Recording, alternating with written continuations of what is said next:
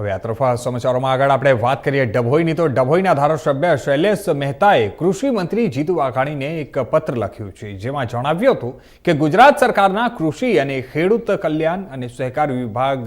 થકી જે ચાલુ વર્ષે રાજ્યમાં વધુ પ્રમાણમાં વરસાદ પડવાના કારણે વ્યાપક પાક જે નુકસાન થયું છે તેના કારણે ખૂબ જ મોટા પ્રમાણમાં નુકસાન થયું છે અને ત્યારે કૃષિ સહાય પેકેજ જાહેર કરવામાં આવ્યું છે, પરંતુ પેકેજમાં લાભાર્થીની પાત્રતા અને સહાય મેળવવા 2 હેક્ટરની મર્યાદા નક્કી કરવામાં આવી છે, પરંતુ એક જ ગામમાં 2 ખાતા ધરાવતા ખેડૂતો અને જોડે સીમાડો હોય તો 1 હેક્ટર મૂળ ગામમાં અને 1 હેક્ટર બીજા ગામમાં ખાતા ધરાવતા ખેડૂતોને 2 હેક્ટરની મર્યાદામાં લાભ મળે તેમ ઘટતું કરવા ભલામણ પત્ર ડભોઈના ધારાસભ્ય શૈલેષભાઈ મહેતાએ કૃષિ મંત્રી જીતુભાઈ વાઘાણીને પત્ર લખી અને રજૂઆત કરી હતી।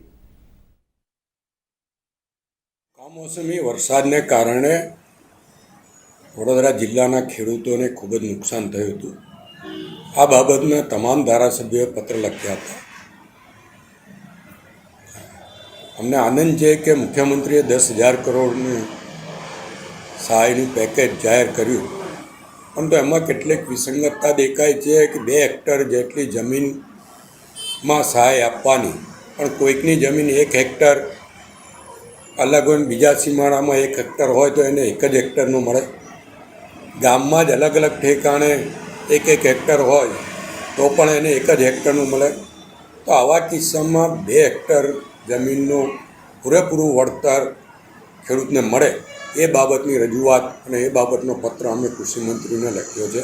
કે આમાં વિચારણા કરવી જોઈએ અને ખેડૂતને 2 હેક્ટરની પૂરેપૂરી સહાય મળે।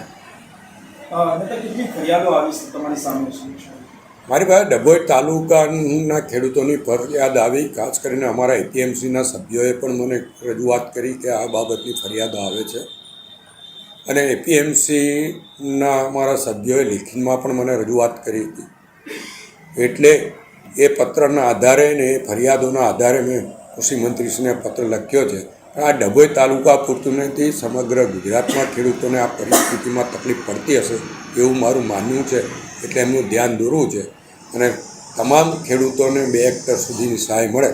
એવા સરકાર તરફથી પ્રયત્ન થાય એ માટે આ પત્ર લખવામાં આવ્યો છે।